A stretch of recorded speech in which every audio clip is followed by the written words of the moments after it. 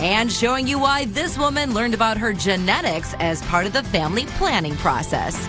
I think it's part of being aware, and as they say, knowledge is power. Living Healthy Chicago starts now.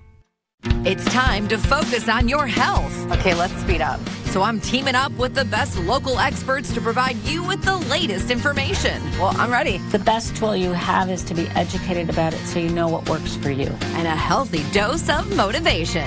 The goal is to feel better. Cheers. To empower you with the right healthy habits. If it affects the quality of life, let's get some help. And set you on the path to living healthy.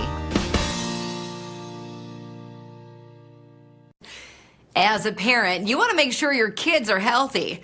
And that can mean taking the proper steps to help them avoid any potential health risks. So that's why this next woman decided to explore her own genetics before expanding her family.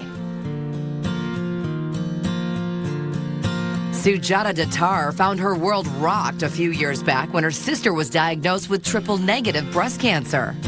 I think breast cancer knocked at our door, and it changed how we viewed things in general towards family and life. Seeing my sister go through everything, it was a shock for us. Because her sister was only in her early 30s at the time of diagnosis, doctors tested her genes. She got diagnosed with BRCA1 gene mutation. So given that, usually they would encourage immediate family to get tested because we didn't have any history of cancer. For me, it was more of preventive, the steps towards taking preventive care for myself and being aware of if I am. BRCA typically refers as a breast cancer gene. BRCA would be in the category they call tumor suppressor genes. There's two types of BRCA mutations. It's a gene that's been identified to increase your risk of breast and ovarian cancer. When we think of BRCA mutations, we think of our genes as an 800-page book. It's 2 letters of this 800-page book have now gone awry. BRCA mutations are inherited, what we call dominant. So if you have it, half the time you're going to give it to one of your children. Knowing that worried Sujata, who was also found to have the BRCA1 mutation, especially when it came to thinking about starting a family. I started thinking we still haven't started our family and we want to do that in the future. I just wanted to make sure my kids don't have it in the future, making sure our kids don't have to make the decisions that we have to make. We started considering and meeting with the doctors, and we were maybe IVF is one option because that would be a preventive for sure, making sure my child doesn't have to make the decisions. With infertility treatment, we can prevent the transmissions of genes like this. Embryos are created that can be tested for particular genes like BRCA mutation. So we're able to identify the healthy embryos, the not healthy embryos, and only place the healthy embryos.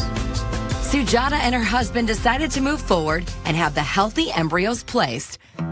They then welcomed their daughter, Ira, to the family. I can't even express it how relieved and glad we were, knowing that she does not have to make all these choices in the future. I mean, it was a big relief. When you're informed of your own personal risks of developing these diseases, the desire to prevent that for a child is obviously pretty strong. I think it's amazing that we have the ability to help do that. I learned knowledge is power, definitely, and you can make informed decisions and choices. Of course, and the goal of every parent is for their child to live this long, healthy life, and these are ways to do it, even from the very beginning, even when they're an embryo, even before. We enjoy every bit of time that we get with Ira. She's a very happy, energetic, bubbly baby.